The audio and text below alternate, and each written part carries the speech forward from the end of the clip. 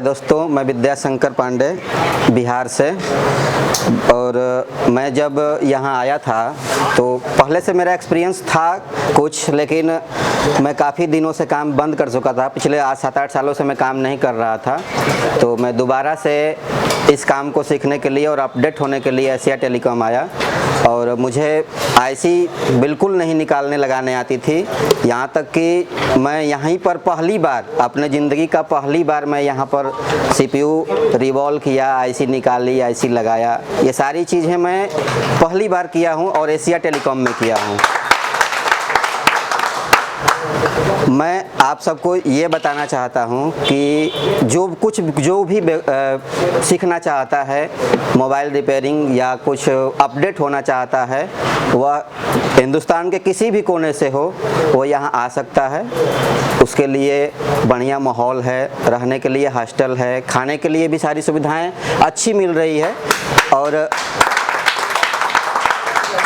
हम लोग ये देख रहे हैं कि जो भी इंडिया के अलग अलग कोने से भी बच्चे आए हुए हैं, बहुत से अलग अलग कोने से आए हुए हैं, वो सब आपस में इतने अच्छे मिलजुल कर रह रहे हैं कि पता ही नहीं चल रहा है कि हमारा ये टाइम जो है 1 महीने का टाइम है, ये हमारा आधा से अधिक बीत चुका है और ये नहीं पता चल रहा है कि हम इतने दिनों से हैं यहाँ पे। ये इस तरह का माहौल हमें एशिया टेलीकॉम के द्वारा गाइडेंस में, सर लोगों के गाइडेंस में, ख़ास तौर पे हमारे देव सर के गाइडेंस में सबको एकजुटता प्रदान की गई है और एक गुडविल माहौल दिया गया है। पढ़ाना अलग की चीज़ होती है, लेकिन आपस में इतने सारे बच्चों को एक साथ रख कर और उनसे एक माहौल बनाकर, पढ़ने लायक माहौल बनाकर यहाँ पर रखना, ये बहुत बड़ी चीज़ होती है। एशिया टेलीकॉम ने ये सारी व्यवस्थाएं की हुई है। मैं कल डेढ़ सेक्शन की क्लास हमारी कल देव सर के साथ थी। सब लोगों ने अच्छे से क्लास लिया और आज हम उस चीज़ का एक्सप्लेन करना चाहते हैं।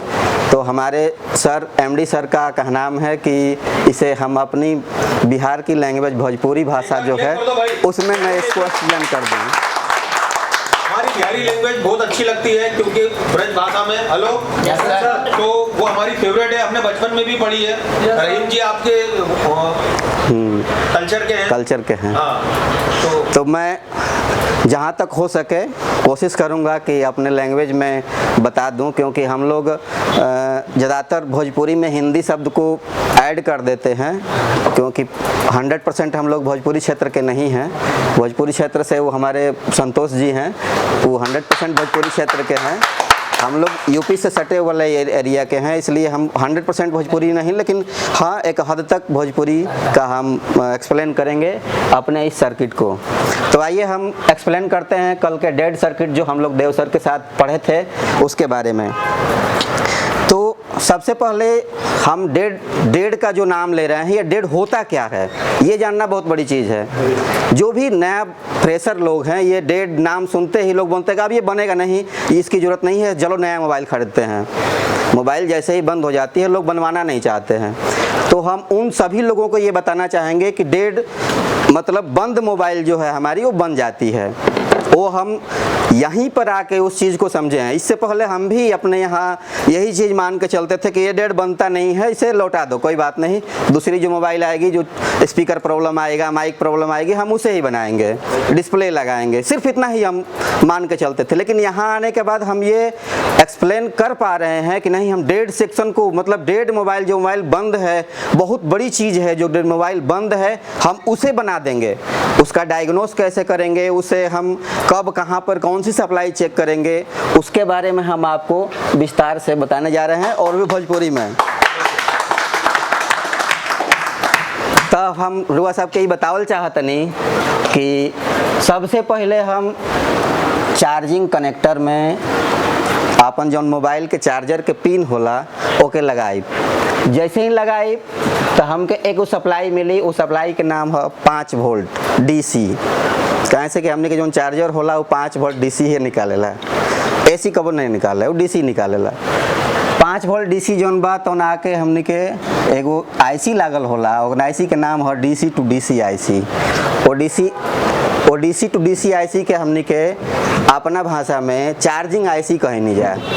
और वो चार्जिंग आईसी में जैसे ही सप्लाई 5 वोल्ट के मिलेले तो चार्जिंग आईसी सेंस करके और उ सप्लाई निकाले ले। उ सप्लाई के नाम है VPH सप्लाई। हमने के ओकरा के अपना बोलचाल भाषा में कहनी जा कि जौन 5 वोल्ट के सप्लाई आई ओकरा के हमनी के 4 वोल्ट में बदल देनी जा। उ 4 वोल्ट में बदले खातिर एगो कॉइल लगा रहेला। उ कॉइल पर जैसे ही स्विचिंग मिलल 5 वोल्ट के ओके वो कन्वर्ट कर दिलस 4 वोल्ट में। एक बाद प्रोटेक्शन सर्किट लाग के चल गई हमनी के पावर आईसी में। पावर आईसी में सप्लाई गईला के बाद पावर आईसी वो सप्लाई के सेंस करेला। सेंस कैला के बाद उ पावर आईसी बतावल चाहेला चार्जिंग आईसी के कि हाँ अब सब कुछ ठीक बा, तो ओकरा खातिर एगो सिस्टम ओके वोल्ट चार्जिंग आईसी के देला। चार्जिंग आईसी से जब पावर गुड वोल्टेज 1.8 मिल जाला पावर आईसी के, तब ई पावर आईसी अपन वोल्टेज बनावेले। पावर आईसी जौन वोल्टेज बनावेले ओकरा के बक वोल्टेज और एलडीओ वोल्टेज कहल जाला। पावर आईसी सबसे पहले जौन वोल्टेज बनाई ओके हायर एलडीओ कहल जाला। वो हायर एलडीओ एगो कॉइल से लाग के और फैन हमनी के पावर आईसी में चल जाला। वो पावर आईसी में गईला के बाद एगो और ही पावर आईसी एगो और सप्लाई बनावेले, ओकरा कहल जाला lower LDO. Lower LDO power IC बनवला के बाद फैन अपने में ले लेले। एहे दोनों सप्लाई से हमनी के एलडीओ सप्लाई बनेले। और एलडीओ सप्लाई होले उ 0.9 वोल्ट के होले। उ 0.9 वोल्ट की सप्लाई सब हमनी के चल जाला सीपीयू में। सीपीयू में ही सप्लाई गईला के बाद अब तक कुछ होला ना, खाली सप्लाई चल भर जाले। सारा सप्लाई ई चल भर जाले लेकिन कुछ होला ना। तो कल का जाला कि जब ई सप्लाई एकरा में आ गईल तो हमनी के सीपीयू एगो चाहेला कि हमके कुछ इन्फॉर्मेशन मिलो कि सप्लाई आइल कि ना आइल। तो जब सप्लाई आइल तो ओकरा खातिर हमनी के पावर आईसी एगो 1.8 वोल्ट के रीसेट सिग्नल भेजेले। ई रीसेट सिग्नल जैसे ही हमनी के सीपीयू के मिलेले तो उ एगो और सप्लाई पावर आईसी के ई बतावे खातिर कि हाँ हमरा के सप्लाई मिल गईल, उ भेजेला पीएस होल्ड सप्लाई।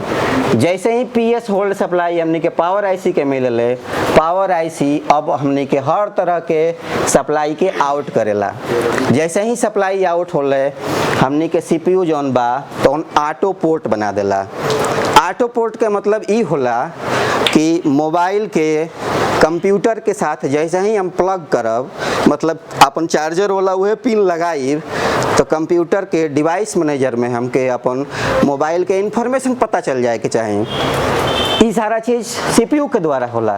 तो जैसे ही सीपीयू के ई सारा चीज़ मिल गईल तो अब सीपीयू के चालू होके खातिर हमनी के और भी सप्लाई के आवश्यकता पड़ेले। उ सप्लाई होला एमएमसी के सप्लाई, रैम के सप्लाई। एमएमसी और रैम के सप्लाई 1.8 वोल्ट और 2.8 वोल्ट पावर आईसी देला। जब ई सारा सप्लाई मिल जाई ओकरा बाद हमनी के जब यूएफएस रैम लगा दिहल जाई तब का होला कि मोबाइल हमनी के नॉर्मल पोर्ट में चल जाला। और एकनी के हमनी के सॉफ्टवेयर के द्वारा ई पूरा जौन सेक्शन होला ई सॉफ्टवेयर के द्वारा कइल जाला। और ई आईसी के निकाल के भी होला और आईसी लगले रहला पर हो जाला। लेकिन जब तब होला जब नॉर्मल पोर्ट में रही, लेकिन जब ऑटो पोर्ट में बात यानी कि निकाल के अलग से प्रोग्रामिंग करके सारा सप्लाई यानी के पैड पर चेक करके एकरा बाद हमनी के एकरा में लगा देनी जा। जैसे ही लगा देनी जा तो हमनी के का होला कि सेट नॉर्मल मोड में चल जाला, एकरा बाद हमनी के सेट ऑन हो जाला। तो ए तरह के धांसू जानकारी हमनी के देवे खातिर एशिया टेलीकॉम के बहुत बहुत धन्यवाद।